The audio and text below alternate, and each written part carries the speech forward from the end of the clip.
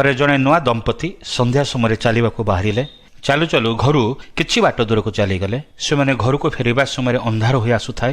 ପୁଣି ନିଜ ଘରକୁ ଯିବା ପାଇଁ ତାଙ୍କୁ ଗୋଟିଏ ଦଉଡ଼ିରେ ତିଆରି ପୋଲ ପାର ହୋଇଯିବାର ଥିଲା।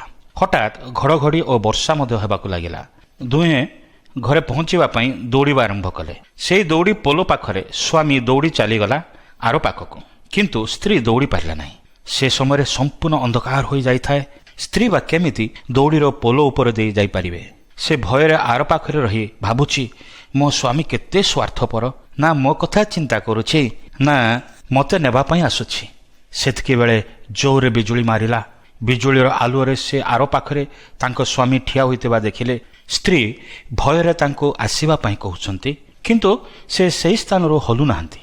ଯେକୌଣସି ମତେ ସାହସ ବାନ୍ଧି ଧୀରେ ଧୀରେ ଦୌଡ଼ି ପୋଲରେ ଆରପଟକୁ ଆସିବା ପାଇଁ ଚେଷ୍ଟା କଲେ।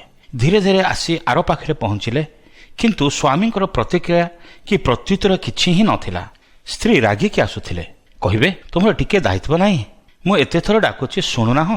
କିନ୍ତୁ ଆସି ଦେଖି ତ, ସ୍ୱାମୀ ପୋଲର ଦୌଡ଼ିଟିକୁ ଟାଣି ଧରିଛନ୍ତି। ଅନେକ ସମୟରେ ସ୍ତ୍ରୀ ସ୍ୱାମୀକୁ ଦୋଷ ଦେଇଥାଏ, ସ୍ୱାମୀ ସ୍ତ୍ରୀକୁ ଦୋଷ ଦେଇଥାଏ। ଆମେ ଭାବୁ ସେମାନଙ୍କର କିଛି ଦାୟିତ୍ୱ ନାହିଁ, କିଛି ଚିନ୍ତା କରୁନାହାନ୍ତି। କିନ୍ତୁ ସ୍ୱାମୀ କେତେ ଚିନ୍ତା କରେ ସେ ନିଜେ ଜାଣେ।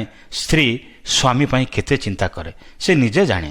ଏଣୁ ଆମେ ଅନ୍ୟକୁ ନିନ୍ଦା ନ କରି ପରସ୍ପରକୁ ଭରସା କରିବା ଆବଶ୍ୟକ, ବିଶ୍ୱାସ କରିବା ଆବଶ୍ୟକ। ତେବେ ପରିବାରରେ ଶାନ୍ତି ଦେଖାଯିବ। ଈଶ୍ୱର ବାଇବଲରେ ଏ କଥା କହନ୍ତି, ତାହାର ହୃଦୟ ତାହାଠାରେ ନିର୍ଭର କରେ, ପୁଣି ତାହାର ଲାଭର ଅଭାବ ହୁଏ ନାହିଁ। ସେ ଜୀବନ ଯାଇ ତାହାର କ୍ଷତି ନ କରି ମଙ୍ଗଳ କରେ।